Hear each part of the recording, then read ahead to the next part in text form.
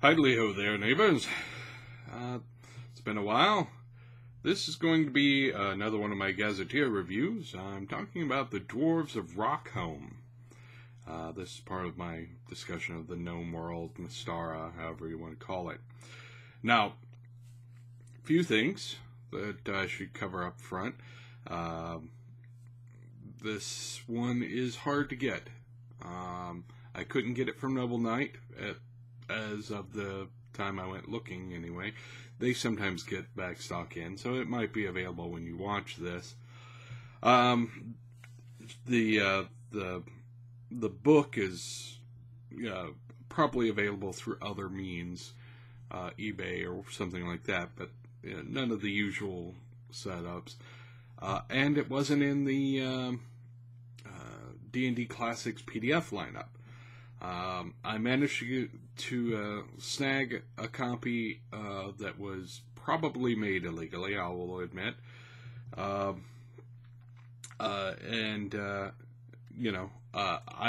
don't recommend that. I'm not a big fan of doing the illegal downloading these days when so much of the content is out there legal and free.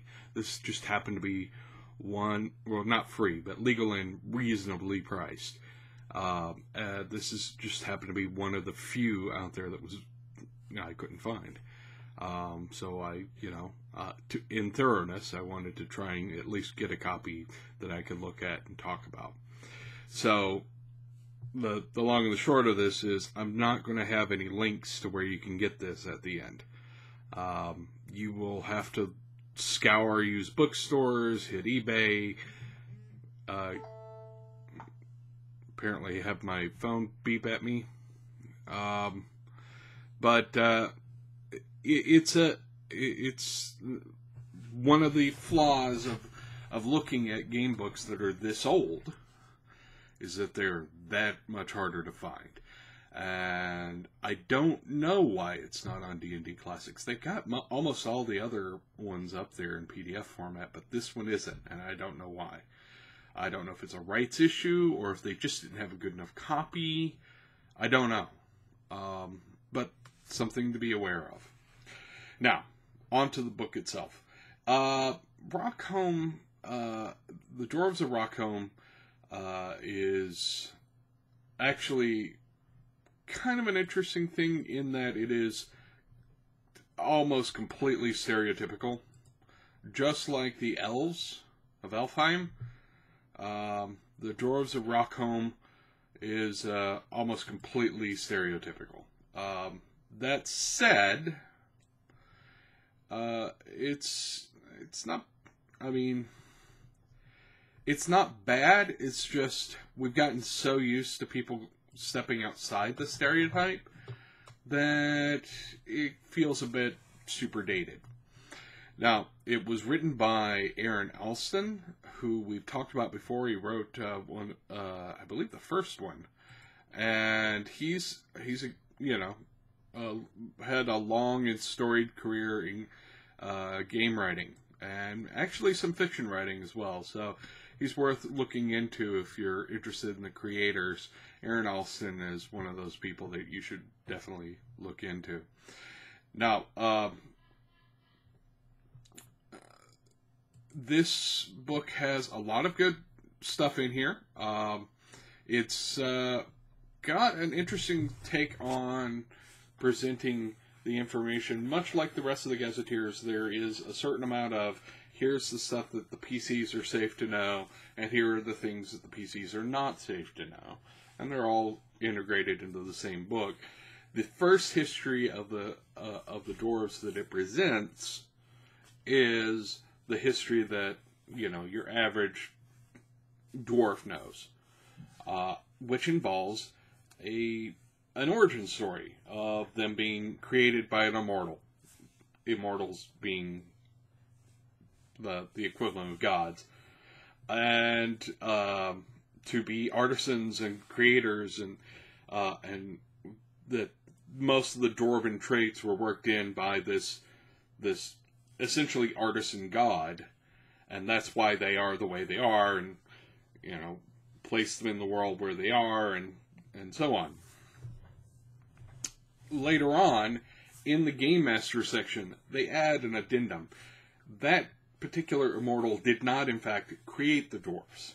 The dwarves were existing and walking around in the time of Blackmoor, that terrible cataclysm that basically created the Ice Age, and was the terrible event of the ancient world of Mystara. There were dwarves wandering around even then, and an immortal kind of took them under his wing and taught them, his ways. So that's why they revere him, and they somewhere in the thousands of years since, it's gotten confused from he saved us and helped guide us to that he made us. So that's one thing that I think is interesting here, that they actually add that sort of that difference in how the average dwarf thinks as opposed to the actual reality involved. The dwarves here are big on making stuff. They think that making stuff is the best thing in the world, and they respect people who can make stuff. They don't respect things that aren't permanent, though. So if you're an artist, if you're a singer or a storyteller, they don't much care for what you do. They think you're wasting your time. If you chisel your story into stone so it'll be there for 1,000 years, that's something they can respect. But they don't respect the sort of beauty and making of things that doesn't actually leave a permanent physical remnant. Which, again, very Dwarven, very Dwarven, actually. In the book, they have a character creation section, which, much like the previous Gazetteers, where there's some added rules for playing Dwarven characters. They touch on the use of skills again. Again, that was a fairly new thing at this point when this was coming out. So they talk about skills and how different clans start with different skills. They also introduce the Dwarven Cleric, which is interesting. Why is that interesting? Because there are no other races that have a class in basic D&D. In elves, there aren't elven mages or elven rangers or whatever they're elves. Dwarves in the basic D&D set, and from then on, are just dwarves. There aren't dwarven fighters and dwarven clerics and what have you. Halflings, there aren't halfling rogues, halfling this, halfling that. They are halflings. So to have them specifically put in here dwarven clerics is interesting. The dwarven clerics revere, the immortals that created them. The Kagiar, I believe is how it's pronounced, Kagiar. They follow lawful alignments, but it gives spell breakdowns and how you build a dwarf cleric in basic D&D. So it's something that was a bit of an interesting thing that I didn't expect to find there. And they talk about there's how they get spells and all of the stuff that makes them different from other clerics and so on. So it's an interesting thing. They talk about the clans. They have lots of illustrations of like typical dwarven weapons and clan-based shields and the sort of stuff that they showed in some of the previous Gazetteers, honestly, of the different factions. And it's all right. the one thing I would point out in this that was a little weird was that there's a typical clan helmets section, and the helmet styles range from late Middle Ages to, early Dark Ages range, and so it's kind of weird as far as the designs there. A lot of them don't look like they're from the same culture, which I guess they're trying to distinguish the clans, but it just makes it seem weird. Now, that said, they do give some stuff in here about the use of language and proper epithets and forms of address. So, there's some cultural things to play with. They also spend a fair amount of time detailing, what's it like living in a dwarven culture, things like what do they eat, and the different classes of their society, and the different clans and what they're like, and how they interact with the outside world, because dwarves in this particular description are somewhat isolationist. So yeah, it's an interesting take on things, I guess. Like I said, they do have some bits about dwarven language, and I found that interesting. They also have a write-up on a dwarven mechanical light catapult, which basically boils down to they have a little hopper full of shot, like iron shot, and a couple of spinning wheels with cuffs on them, and they've got a bunch of dwarves cranking a mechanical device that makes those wheels spin and just catch those balls and throw them. So it's a sort of a rapid fire thing, which is neat. There's some nice little bits in there. Overall, I actually really kind of liked large swaths of this. Even though it is super stereotypical, there were portions of it that I really enjoyed. Now, they also talk about dwarves making magic items, which in this particular world, dwarves don't have magic, so that's a little bit different for them. And they talk about how they do it, and they provide some rough rules about it.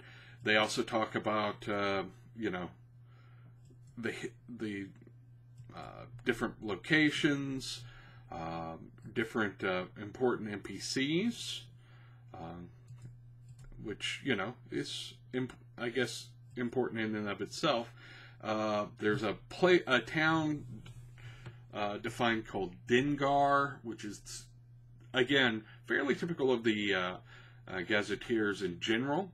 They tend to have a lot of information about a particular, this is one location in that country that your characters will want to visit. Maybe, a good central starting point or something like that. And it gives you lots of little, adventure hooks and other things that are interesting there.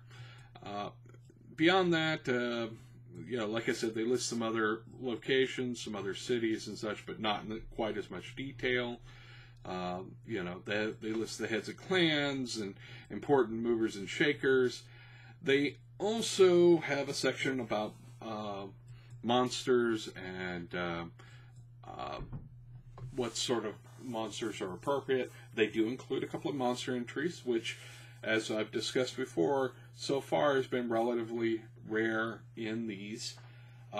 It's also got a fairly decent page count. It's 98 pages, which is a little higher than a few of the other ones.